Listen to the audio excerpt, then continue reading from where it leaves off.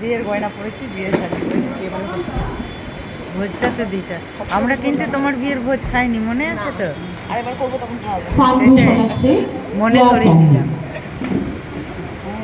এই না গায়ে হলুদ দেবো। গায়ে হলুদ দেবো। তোমার গায়ে হলুদ। হ্যাঁ বরের করবো। টাকে হলুদ দিও। দিলি বা কি হবে? না বলছি আমার গায়ে দিয়ে বড় টাকে। হ্যাঁ টাকে তো কোনো অসুবিধা নেই, এখন নতুন করে সব হচ্ছে জানো।